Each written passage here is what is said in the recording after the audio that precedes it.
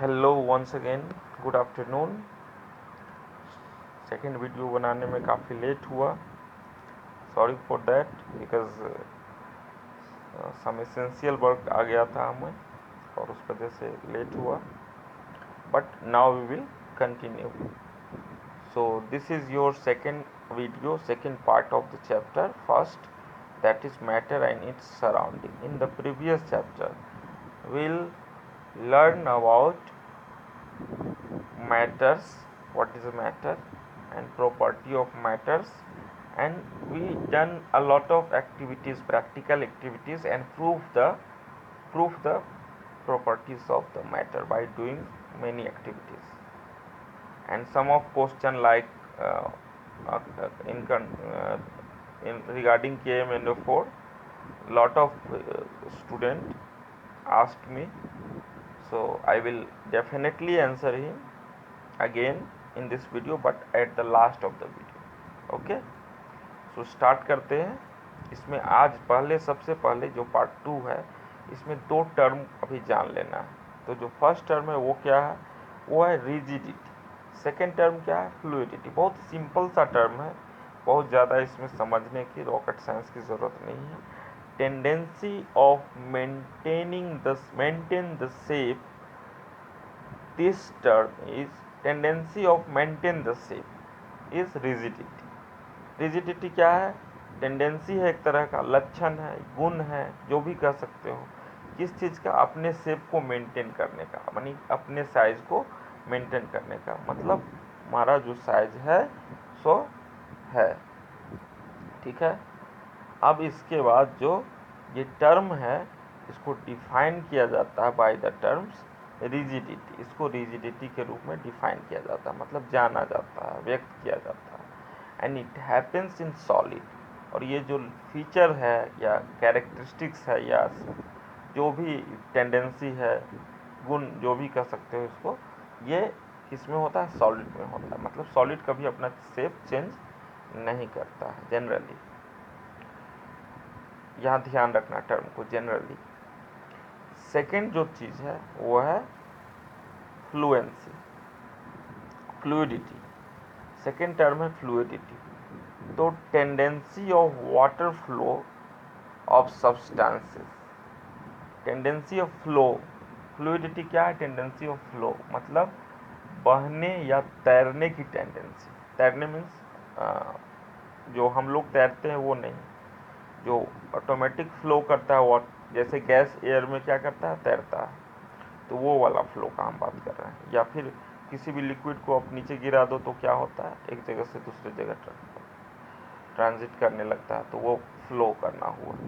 तो किसी भी सब्सटेंस मीन्स किसी भी पदार्थ के का जो वैसा टेंडेंसी जिसमें वो फ्लो करता है, उस टेंडेंसी को हम फ्लूइडिटी कहते हैं. वैसा कैसा सब्सटेंसेस, तो जैसे कि लिक्विड है, गैस है, इन सारी चीज़ों में इट इज़ कॉल्ड फ्लूइडिटी.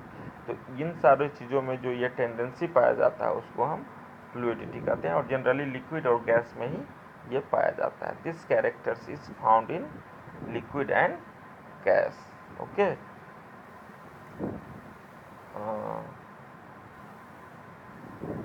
ये सेकेंड है, liquid. This character is found in liquid and gas. अब physical state of matter. Physical मतलब जिसको हम बॉडी को टच कर सकते हैं, छू सकते हैं. मैटर्स का दो प्रॉपर्टीज बताया थे, एक फिजिकल प्रॉपर्टीज और दूसरा chemical properties in our earlier videos. So इस वीडियो में हम बताएंगे specially physical property, physical state of matter. तो मैटर के फिजिकल स्टेट के बारे में बताएंगे. और पिछले वीडियो में I will teach you 3 types of state of matter of in according to physical properties. But I promised all of you that there are 2 types of another um, uh, matter that I will tell you in next video. So इस video में एक दो और हम add कर दिए, जो नया एकदम टर्म आया है, सॉलिड, लिक्विड, गैस. ये तीनों तो होता है ही, इसके अलावा एक प्लाज्मा है जो न्यू टर्म है, और इससे भी न्यू अभी जो है वो है बोस आइंस्टीन कंडेंसेट. तो ये 5 तरह के मैटर होते हैं फिजिकल बेस पे।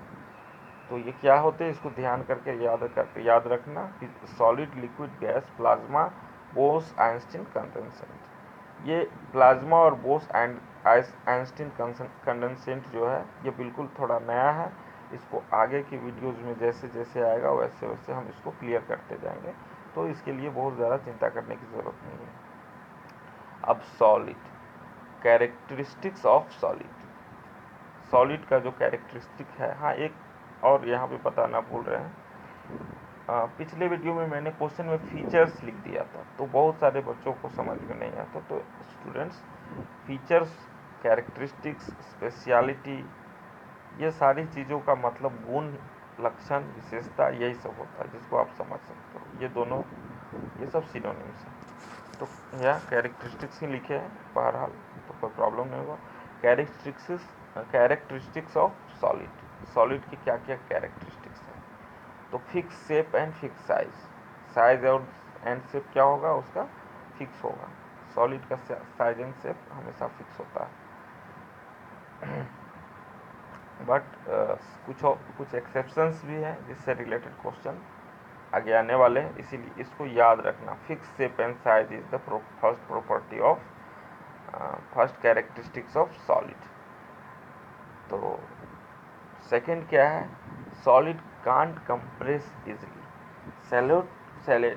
Solid can not be compressed easily. Solid को आप आसानी से कंप्रेस नहीं कर सकते। कंप्रेस मतलब उसको दबाना। तो किसी भी सॉलिड को आप ले लीजिए, किसी भी शेप साइज के सॉलिड को, उसको जब आप कंप्रेस करोगे तो एक तो सबसे पहले तो वो आसानी से कंप्रेस नहीं होते। कंप्रेस मतलब दबाना ही होता है, एक तरीके से वो दबाना ही होता है, लेकिन ईजिली आसानी से नहीं होगा। लेकिन जब आप उसको कंप्रेस करोगे तो उसका शेप और साइज चेंज हो जाता है, वो टूट सकता है।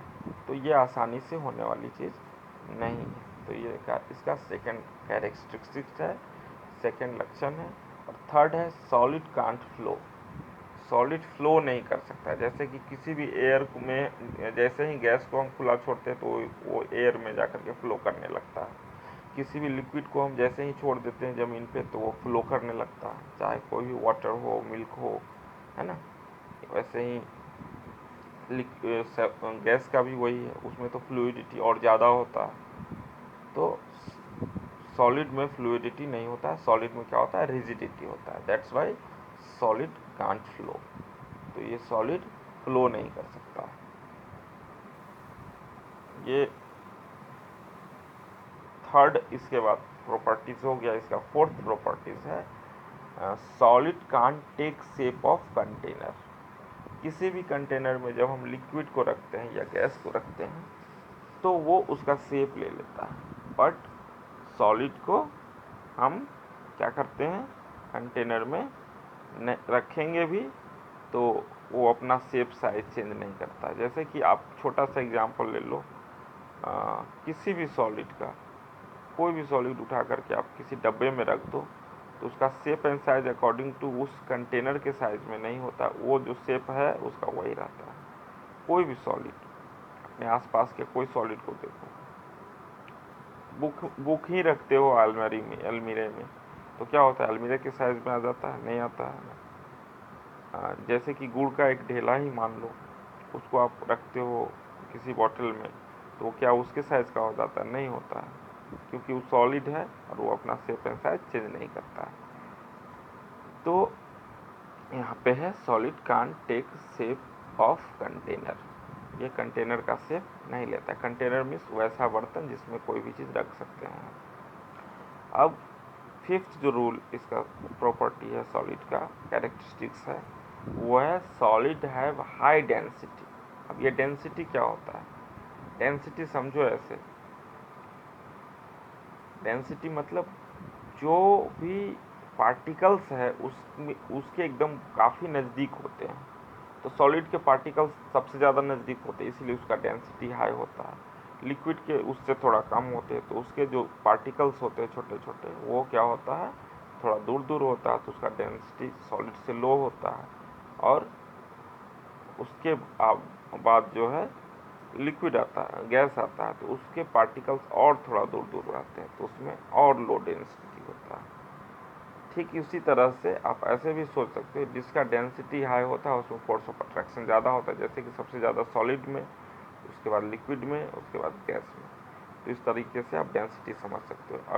अब दूसरे तरीके से डेली लाइफ में सीखना चाहो तो मान लो कि 1 किलोमीटर का एरिया है, 1 किलोमीटर का, और वहाँ पे 500 लोग रहते हैं, और एक दूसरे जगह पे चले जाओ और वहाँ पे भी 1 किलोमीटर का एरिया है और वहाँ पे ओनली 200 पीपल रहते हैं।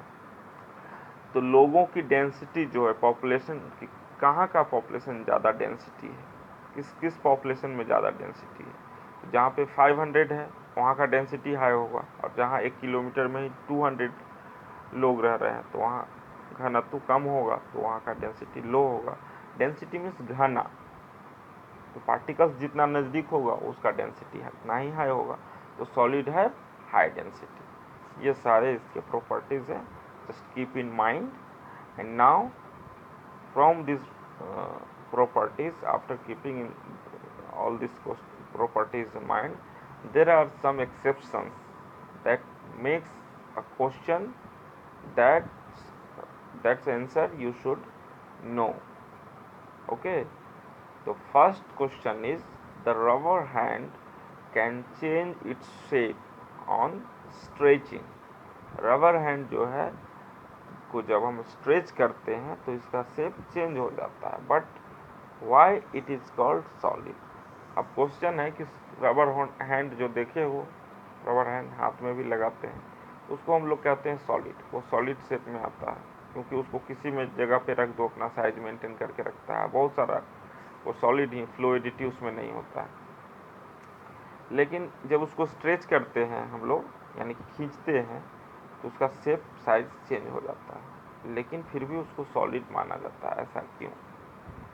तो सबसे पहले ये जान लो, इसको तो यहाँ पे हम लिख दिए हैं, बट इसमें मेरी थोड़ी राइटिंग अच्छी नहीं है, ये बात भी हम साफ कर देना चाहते हैं। बट बोर्ड यहाँ पे है नहीं, मैं अपने घर पे हूँ, और जो यहाँ पे है उसी के अकॉर्डिंग मैं इसको सबसे पहले लिखने के बाद एक नोट बना करके फिर उसको एक छोटा सा स्क्रीनशॉट ले करके फिर एक व्हाट्सएप पे उसको जेपीजी इमेज में ला करके फिर उसके बाद तुम लोगों को बताता हूँ, क्योंकि यहाँ पे मेरे पास रिसोर्सेज नहीं है और मैं अपने घर में हूँ, कहीं जा नहीं रहा हूँ। जानते हो कोविड-19 का समय है, तो इसको मैनेज करना थोड़ा आप लोग ध्यान से देखना। तो पहले समझ लो ध्यान से, ऐसा होता क्यों है। रबर का जो नेचर होता है वो इलास्टिक नेचर का होता है। इलास्टिक मीन्स लचीला। तो इलास्टिक नेचर होने की वजह से जब उसको हम खींचते हैं तो खींचने की वजह से, इलास्टिक नेचर की वजह से खींच सकते हैं, लचीला है बाय नेचर, तो उसको हम खींच सकते हैं। और जैसे ही खींचते हैं तो tiny a lot of particles, a lot of tiny holes create in rubber. Rubber में टाइनी मीन्स छोटा छोटा होता है, रबर में क्या होता है, छोटा छोटा बहुत सारा होल यानी कि छिद्र हो जाता है, और उस जगह पे जाकर के उस जगह पे एयर चला जाता है, एयर जाकर के उस शेप को मेंटेन कर देता है। वहाँ पे एयर ऑटोमेटिक चला जाता है, क्योंकि जगह खाली होगा तो एयर जाएगा, तो जैसे ही एयर जाता है तो उस शेप को मेंटेन कर देता है।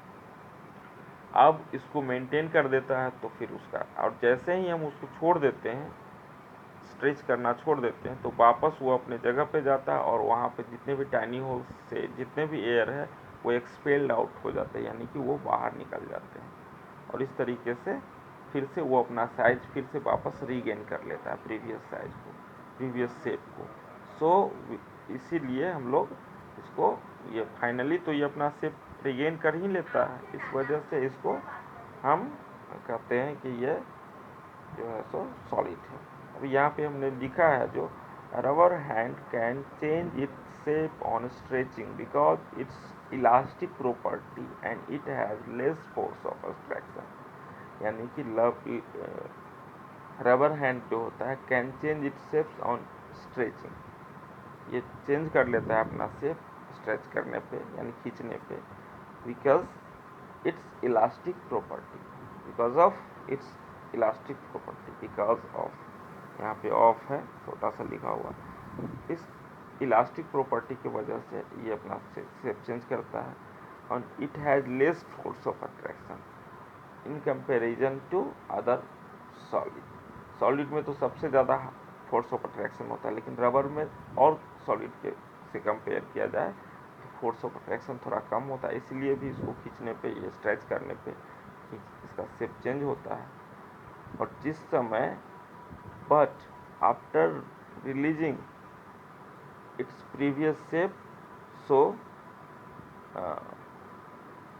आफ्टर रिलीजिंग इट रिगेन्स, यहाँ पे रिगेन्स है, रिगेन्स REGAINS, तो इसको लिख लेना, थोड़ा क्लियर नहीं है। It regains its previous shape, so we can say that rubber is a solid. तो फिर क्या होता है, जैसे ही इलास्टिक नेचर की वजह से ये स्ट्रेच करने से तो ये इसका शेप चेंज हो जाता है, लेकिन जैसे ही इसको छोड़ा जाता है तो ये अपना फिर से क्या होता है, प्रीवियस शेप को रीगेन कर लेता है और फिर से वापस जैसा शेप था वैसा हो जाता है। तो फाइनली इसने अपना शेप चेंज करा नहीं करा ना, तो इसलिए हम लोग रबर को सॉलिड कहते हैं। फाइनली अगर इसका शेप चेंज हो जाता तो हम कह सकते थे कि ये सॉलिड नहीं है, लेकिन फाइनली तो स्ट्रेच करने पर इसका शेप जो है रिगेन हो जाता है, वापस आ जाता है। So that's why it is called a solid.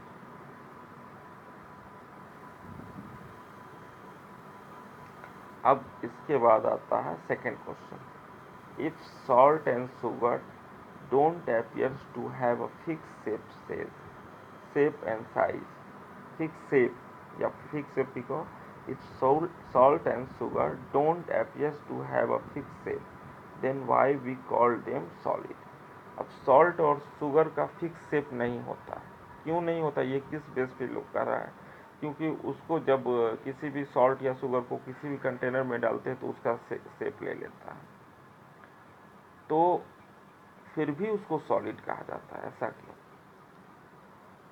तो इसका वजह ये है कि इंडिविजुअल क्रिस्टल ऑफ शुगर और सॉल्ट दोनों की बात हम कर रहे हैं। इंडिविजुअल क्रिस्टल मतलब एक एक दाना जो उसका होता है, उसका बनावट जो होता है, क्रिस्टल मीन्स उसका स्ट्रक्चर ऑफ टाइनी पार्टिकल्स, छोटा छोटा पार्टिकल्स उसका जो होता है, उसका स्ट्रक्चर जो है फाइनली शुगर हो या साल्ट हो, हैविंग फिक्स शेप, तो उसके क्रिस्टल इंडिविजुअल क्रिस्टल के रबर सॉल्ट या शुगर के इंडिविजुअल क्रिस्टल होता है। इंडिविजुअल क्रिस्टल मीन्स जो अलग अलग उसका दाना हम ले लेते हैं, छोटा छोटा टाइनी पार्टिकल्स जो होता है में चेंज होता है, उसका शेप जो है हैविंग फिक्स शेप, उसके पास फिक्स शेप होता है।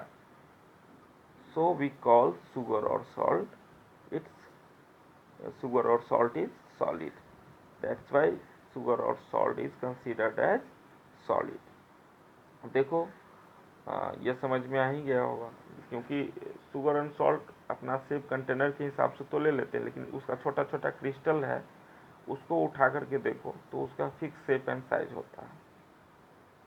तो इस वजह से जब फिक्स शेप एंड साइज उसका है तो दैट्स वाई ये जो है शुगर और सॉल्ट क्या कहा जाता है, सॉलिड कहा जाता है। थर्ड क्वेश्चन है इसी से, a sponge can be compressed easily। Sponge sponge आप लोग खाए होंगे, रसगुल्ले तरह के होते हैं, उसको हम कंप्रेस कर सकते हैं इजीली। स्पॉन्ज बहुत सारा वो रसगुल्ला जो होता है उसको भी हम लोग कहते हैं। तो कैन बी कंप्रेस्ड इजीली, उसको देखते हुए एक चिमटे से उठा करके हम लोगों को दे दिया जाता है प्लेट में, तो वो बहुत आसानी से कंप्रेस हो जाता है।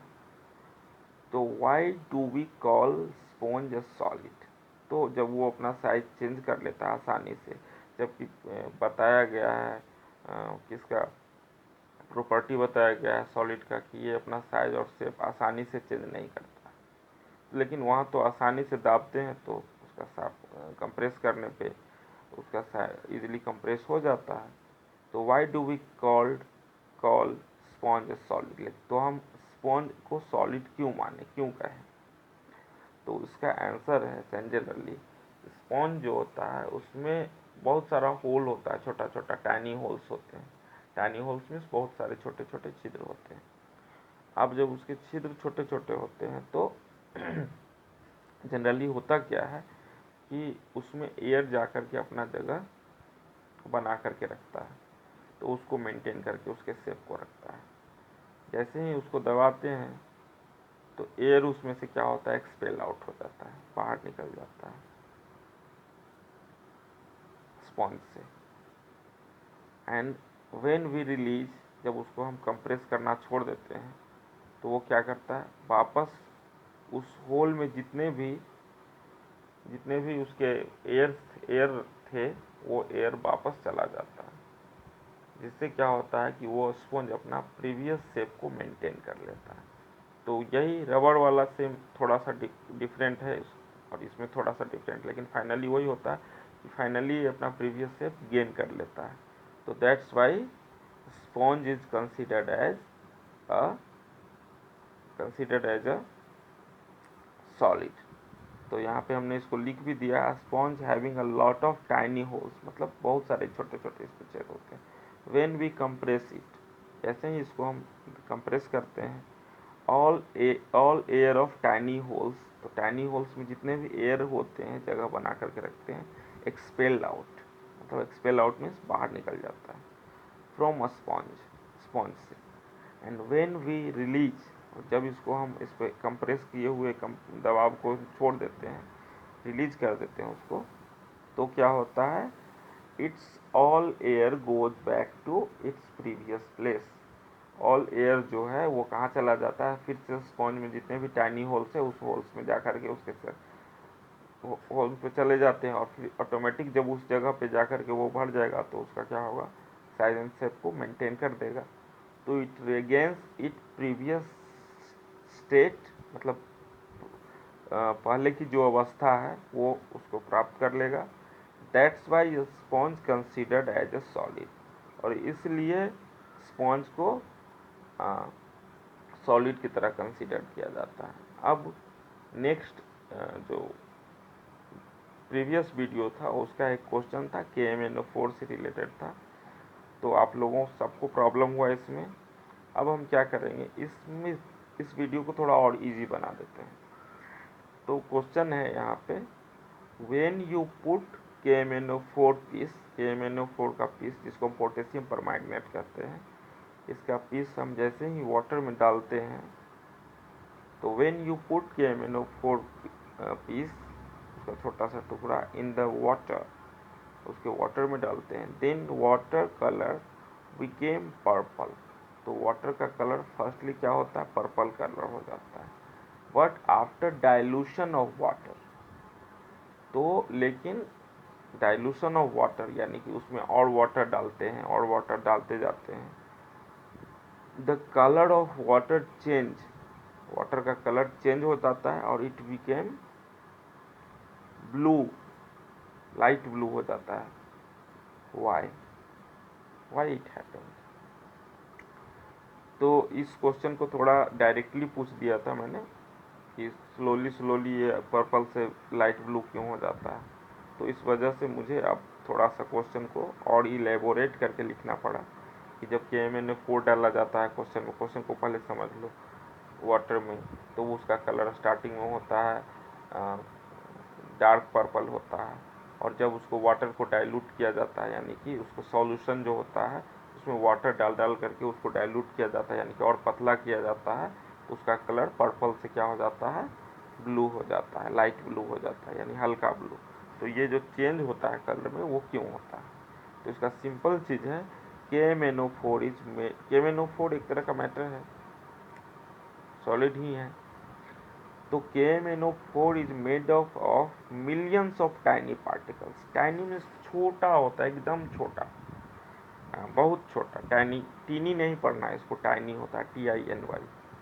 तो KMnO4 is made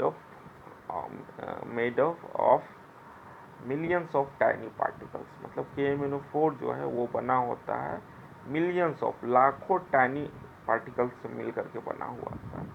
when volume of water are being increase, यानी कि जब डाइल्यूट किया जाता है, डाइल्यूट करने का मतलब क्या, उसमें और पानी मिलाया जाता है, तो क्या होगा, वॉल्यूम ऑफ वाटर इंक्रीज किया जाएगा, दोनों एक ही चीज़ है, तो यहाँ पे हम उसको मेंटेन किए। तो वॉल्यूम ऑफ वाटर को जब इंक्रीज किया जाता है are being increased and due to its tiny particle, तो क्या होता है इसका जो टाइनी पार्टिकल्स होता है किसका, KMnO4 का, was unable टू इम्पार्ट, यहाँ पे टू छूट गया है, लिखना हम भूल गए हैं, इसको ध्यान से टू यहाँ पे डाल देना, unable to impart its colour. तो क्या होता है इसमें बहुत सारा छोटा छोटा पार्टिकल्स जो होता है, टाइनी पार्टिकल्स होता है, वो कलर को ट्रांसफ़र करने में, इम्पार्ट करने में, इम्पार्ट मतलब एक डाइल्यूशन होने के बाद एक वाटर में फिर से इसको इम्पार्ट करने में क्या होता है, सक्षम नहीं हो पाता। एंड इट्स कलर, और इसके कलर को भी इसके जो टाइनी पार्टिकल्स होने की वजह से जो इसका पर्पल कलर है, इस कलर को ट्रांसफ़र नहीं कर पाता, इम्पार्ट नहीं कर पाता दूसरे घोल में, दूसरे सॉल्यूशन में, वो नया जो वाटर इसमें डाला जाता है उसमें इंक्रीज करने के बाद। So volume of water being increase, तो वहाँ पे क्या होता है, when volume of water increase किया जाता है, was being increase, that's why, and volume of water बढ़ रहा है, लगातार हम पानी डालते जा रहे हैं उसमें, वाटर डालते जा रहे हैं, तो volume of water was being increase and that's why we can say that colour of KMnO4 became lighter and it's changed into light blue। तो जब ये कलर चेंज इम्पार्ट ही नहीं करेगा तो क्या होता है, फाइनली वही कलर जो है उतना ही जगह पे रहता है, और वो धीरे धीरे धीरे धीरे जितना ही पानी डाला जाएगा उतना ही धीरे धीरे इसका क्या हो जाएगा, लाइटर होते जाता है, यानी कि हल्का होते जाता है, और ये चेंज होकर के लास्ट में धीरे धीरे लाइट ब्लू हो जाता है। तो बेसिकली इसमें ये समझो कि जब KMnO4 made of millions of particle, बहुत सारा पार्टिकल से होता है, टाइनी पार्टिकल से बना होता है, छोटे छोटे बहुत सारे पार्टिकल से ये मिल करके बना होता है। और जब वाटर को डाइल्यूट किया जाता है, या फिर ये कहें कि वाटर को के वॉल्यूम को इंक्रीज किया जाता है, यानी कि उसमें और वाटर डाला जाता है, तो जो नया वाटर आता है उसके पार्टिकल में ये जो टाइनी पार्टिकल्स होते हैं KMnO4 को, वो अपने कलर को ट्रांसफ़र नहीं कर पाता है, क्योंकि ये बहुत छोटे छोटे पार्टिकल्स होते हैं, इम्पार्ट नहीं कर पाता है, तो कलर इस वजह से वहाँ पे पहुँच नहीं पाता, और फाइनली क्या होता है, कलर वो लाइटर होते चला जाता है, ये धीरे धीरे धीरे धीरे धीरे धीरे ये हल्का होते चला जाता है, और पर्पल जो डार्क पर्पल रहता है स्टार्टिंग में, वो बाद में जा कर के लाइट ब्लू हो जाता है। होप सो कि आपको समझ में आ गया होगा। इसको हम लिख भी दिए हैं। और KMnO4 यहाँ पे लिखा हुआ है, यहाँ पे देखो बहुत सारा चीज़ छूट भी जाता है। KMnO4 को हम कहते क्या है, पोटेशियम पर मैग्नेट, इसको पोटेशियम पर मैग्नेट कहते हैं। ठीक है, तो ये पार्ट 2 हो गया चैप्टर का। अब कुछ बात ये कहना है कि आप लोग मेरे समझ से वीडियो को एक बार देख करके उसको दोबारा नहीं देखते हो, अगर प्रॉब्लम हो तो एक दो बार देख लिया करो, है ना, और फिर उसको ट्राई करो। दूसरी चीज़ ये कि जब कोई भी वीडियो आप देखो तो बड़ा ध्यान से देखो, हेडफोन यूज़ करो, तभी वर्ड पूरे अच्छे तरीके से समझ में आएंगे, क्योंकि उस तरीके से यहाँ पे है नहीं मेरे पास बहुत सारे रिसोर्सेज तुम लोगों को सही ढंग से अवेलेबल करा पाए। घर से जितना पॉसिबल हो रहा है कर रहे हैं। तीसरी चीज़ ये कि जब क्वेश्चन आंसर करने के लिए दिया जाए तो जितने भी ग्रुप में बच्चे हो उन सबका यहाँ रिकॉर्ड बन रहा है कि कौन कितना क्या असाइनमेंट सबमिट कर रहा है। तो ये मत भूलना कि हम नहीं दे रहे हैं तो मेरा काम चल जाएगा, इसलिए असाइनमेंट जैसे दोगे उसी तरह का मार्क्स तुम लोगों को 10th में मिलेगा, उसी ये डिपेंड करेगा आगे के मार्क्स पे, इसलिए आप इसको दो। ये मेरा नहीं, प्रिंसिपल सर का भी ऑर्डर है। तीसरी चीज़ ये कि जब आपको क्वेश्चन आंसर मिलता है तो आप क्वेश्चन आंसर देखो, समझो, और उसको कोशिश करो कि ना ज़्यादा हम बड़ा लिखें, क्योंकि बहुत ज़्यादा इनलार्ज करने, कुछ बच्चे क्वेश्चन ज़रूरत से ज़्यादा बड़ा करके लिखते हैं, तो जो सटीक आंसर है वो देने का कोशिश करो, है ना। और अगर आपको प्रॉब्लम हो रहा है तो आप हेल्प भी ले सकते हो, जो आंसर यहाँ पे लिखा हुआ है। अदरवाइज आप खुद से भी कर सकते हो, क्योंकि यहाँ पे चेक करने में प्रॉब्लम होता है, थोड़ा बड़ा बड़ा लिखा करो। तीसरी ये भी बात है कि जो भी क्वेश्चन आंसर है वो आप पूरा करें। और आज का जो होमवर्क है, जो जितने क्वेश्चन हमने डील करवा दिए हैं, उसका फिर से असाइनमेंट, ये सारे क्वेश्चन जो डील है उसका असाइनमेंट अपने कॉपी पे लिख करके, हो सके तो अपने लैंग्वेज में और सटीक अच्छे तरीके से, और ज़्यादा प्रॉब्लम हो तो मेरे भी नोट्स का हेल्प या फिर इसी का कॉपी करके, एकदम प्योर कॉपी नहीं करना है, लेकिन कोशिश करना है इसको समझ करके फिर इसको अपने लैंग्वेज में लिख करके, जो आज के सारे क्वेश्चन मैंने करवाए हैं वो सारे क्वेश्चन फेयर सब असाइनमेंट में आप लोगों का है, और वो सब आपको करना है। आज का असाइनमेंट ये हुआ, तो just keep it up and okay, stay home and be safe. Thank you very much.